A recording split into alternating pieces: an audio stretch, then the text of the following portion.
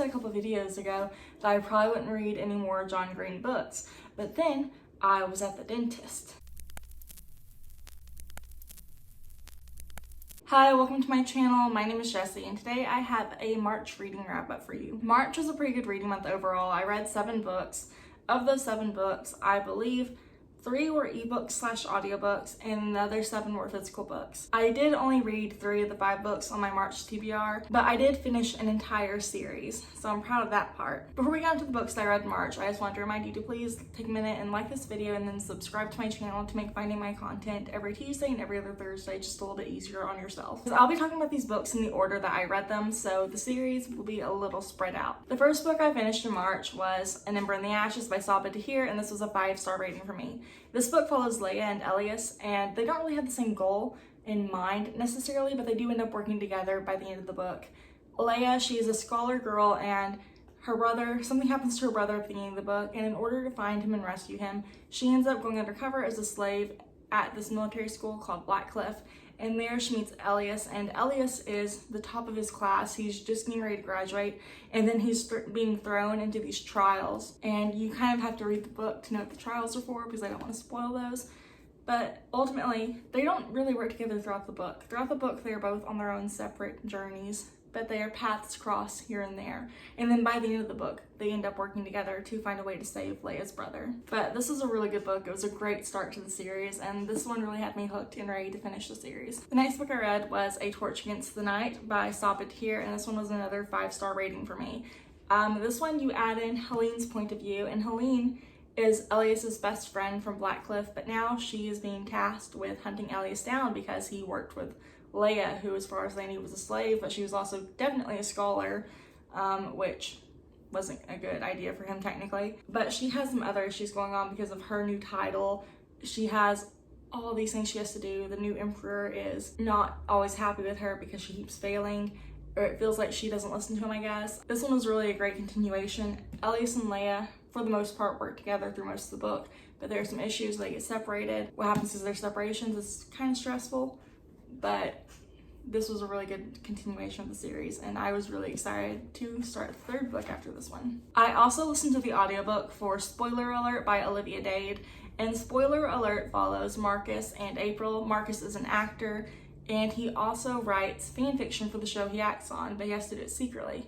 Whereas April, I think she has a job that has to do with geology, and she also secretly writes fan fiction, but now that she's getting ready to start a new job, she's ready to kind of come out and I guess be more open with her fandom identity.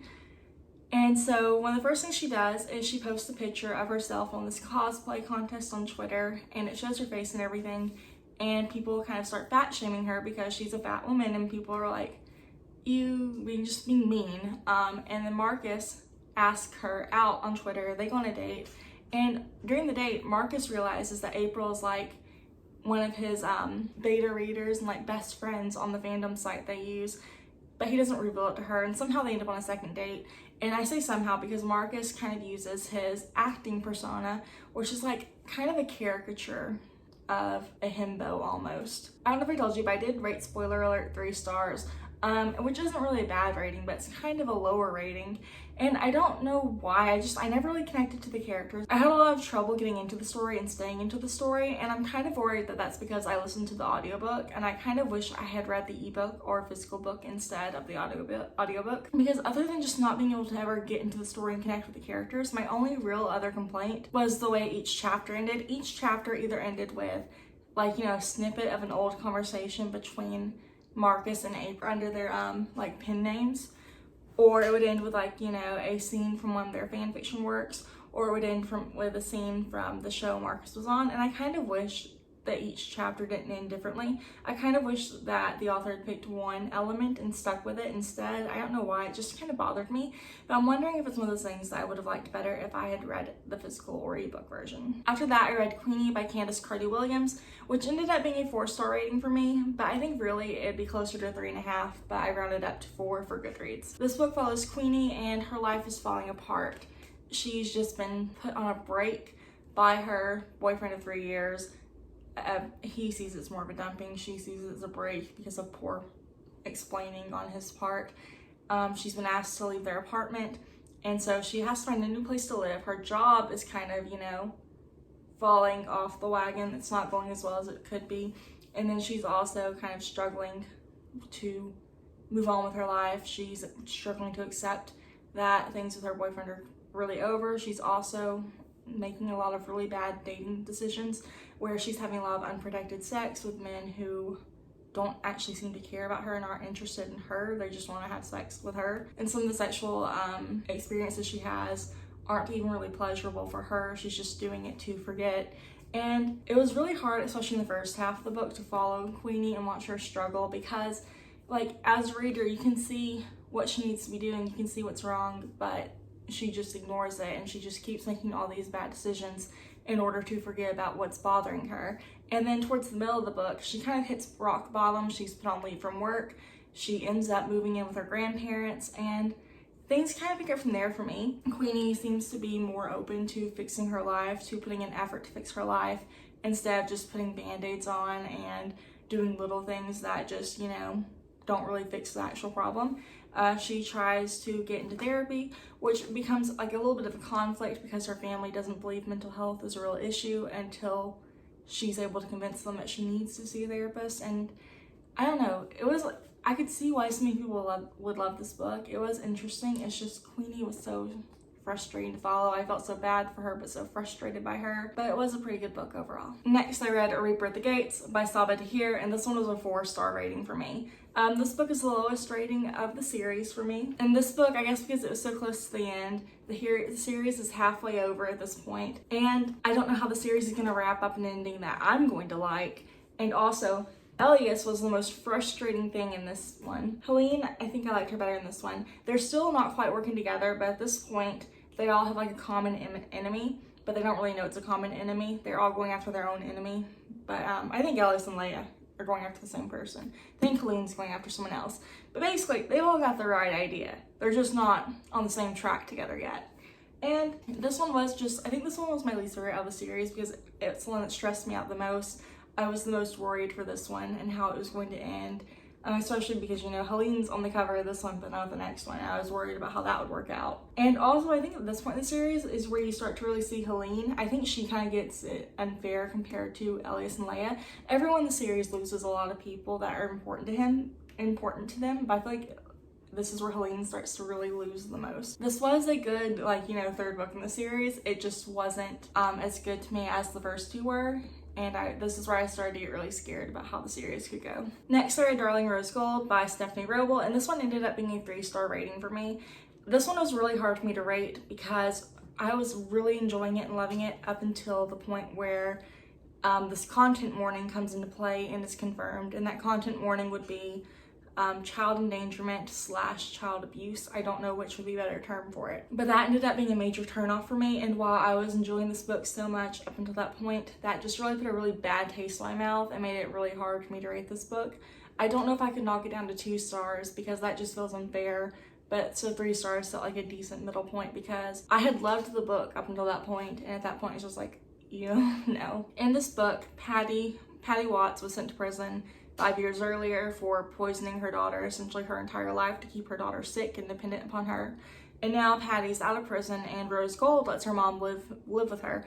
And people are kind of like, you know, why are you letting your mom live with her? You know what she did to you. What if she does it again? But Rose Gold kind of has a plan. And so throughout this book, you follow Patty. Once she's out of prison, she's living with Rose Gold, and Rose Gold's plan is kind of carrying out slowly throughout the book.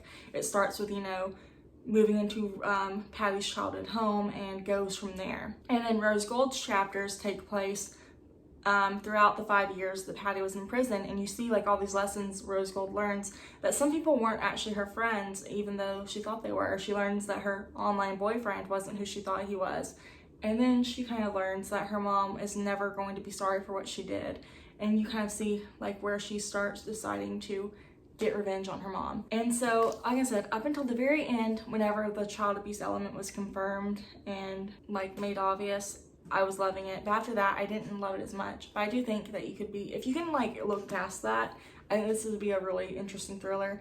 I read this in 2 sittings. It reads really fast. It's really fast paced. It kept me on the edge of my seat. It just wasn't my favorite because of that one element. I also read an e-article on NetGalley of You've Reached Sam by Dustin Tao, and this book will be available on November 2nd, 2021, but it was available over the weekend that I read it as under the Read Now tab on NetGalley, so I jumped at that chance, and I'm so glad I did. You've Reached Sam follows Julie. She's a high school senior. Her boyfriend of 3 years has just died. She has skipped his funeral. She has missed out on all of her chances to say goodbye, and now she kind of regrets it, and somehow she ends up trying to call his number, either to see, I guess, if, is it really real, or maybe just to hear his voice on the voicemail that he picks up. And now they have this connection, and they don't know how long it's going to last. They don't know how strong it is. They don't really even know how it works, but they know that they can still connect to each other. And throughout the story, Julie kind of, she's still struggling with her grief. And at first the phone calls seem to help, and then they don't help.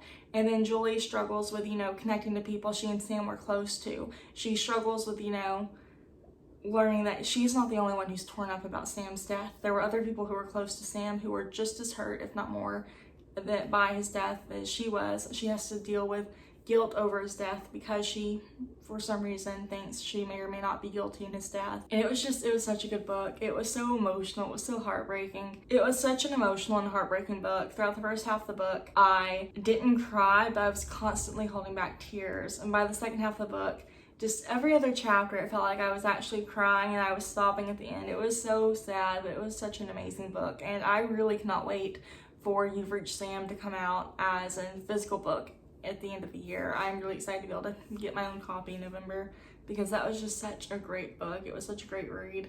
And I think I will go ahead and say that it was my favorite read of March, which, by the way, I don't know if I said it, but it was a 5-star read. I also listened to the audiobook of Labyrinth Lost by Zoraida Cordova, and I rated it 3 out of 5 stars. This book follows Alex. She is a Bruja who does not want to be a Bruja. She has kept her magic secret for pretty much her whole life because she doesn't want it. And then during her death day ceremony, when it is time for her to officially accept her magic, she decides to try to get rid of it, and it backfires, and it kind of makes her family disappear. And she has to work with this guy named Nova, who was the one who actually told her about the ceremony to begin with, which was always weird to me, but I could overlook it. And they go into this world, and they have to find this labyrinth. They have to find a way to save her family. The book started off really strong. I had really high hopes for it, but as the book went on, I think I also messed myself up by switching to the audiobook just to get the reading done a little bit quicker. And I struggled so much with audiobooks in March. But I had trouble getting into the story as it got further along. I didn't hold my attention as well as the story got further along. I can't quite put my finger on what it was about the book, but it kind of wasn't the best book for me. I don't know yet if I'll read the next book in the series because I do think I'm more interested in the sister who the next book follows. But at this point in time, Labyrinth Lost wasn't a bad book by any means. It was an okay book. I think part of the reason I didn't like it as much is because I switched to the ebook or the audiobook. So I wonder if I, go back and read the ebook all the way through, if I'd like it better or not. After that, I reread The Fault in Our Stars for I don't know how many times, but it was my second time rereading as an adult. I know I just put the title up there, but I need to show you, I don't know if you can tell how soft my hardback is, but it's just so soft right here because I've reread this copy so many times. I've had this copy since 2012 or 2013. I've lost my dust jacket, and I think I said a couple videos ago that I probably wouldn't read any more John Green books, but then I was at the dentist and I was stressed. It was not going well. I had already had a stressful morning before that, and then I was having a stressful dentist appointment.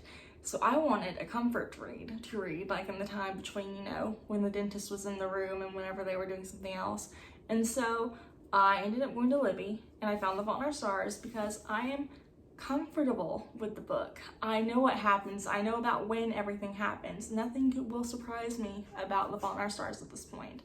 And so technically no rating, but I rated it probably 5 stars the first time I ever read it.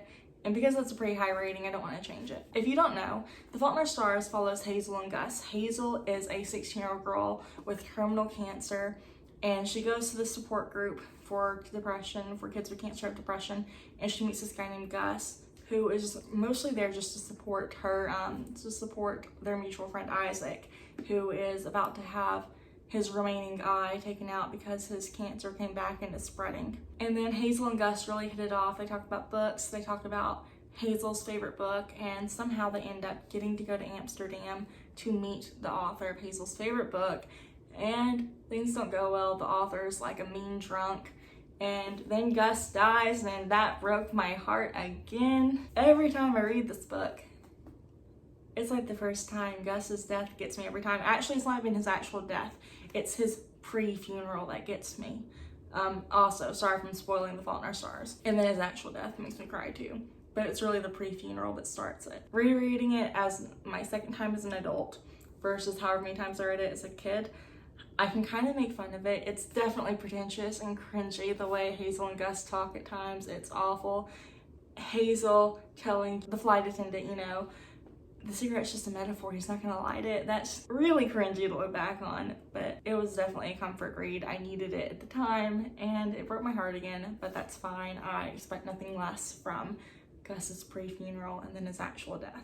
The final book I read in March was A Sky Beyond the Storm by Scribd. This was another 5-star read for me. I loved the closing to the series. It made sense. It wasn't too sad. It wasn't too happy. It made sense for the story, and the characters I was rooting for the most got a happy ending. The character I was rooting for the second most didn't really get the ending I wanted, but it made sense.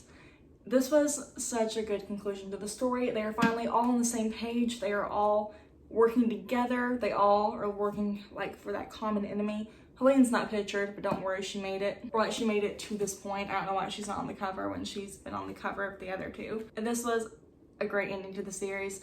This book made An Ember in the Ashes my favorite YA fantasy series at the moment. It may eventually change a little bit, but this was great. I literally just finished this maybe an hour and a half ago at the point that I'm filming this. I wanted to go and get this video filmed pretty quick. Scribd did a great job with the series. I hope she writes more fantasy series, YA fantasy series, because I want to see what else she can do. But I loved this series. I'm glad I devoted most of March to this series. Anyways, those are all the books I read in March. March, for the most part, was a really good reading month. I had, I had 2 or 3 little 3-star books. They weren't bad books. I think most of it was just me reading them in the wrong format. Overall, March was a great reading month. I found a new favorite series. I have a favorite book that I can't wait to be released physically. Anyways, thank you so much for taking the time to watch this video, and I will talk to you next Tuesday. Bye.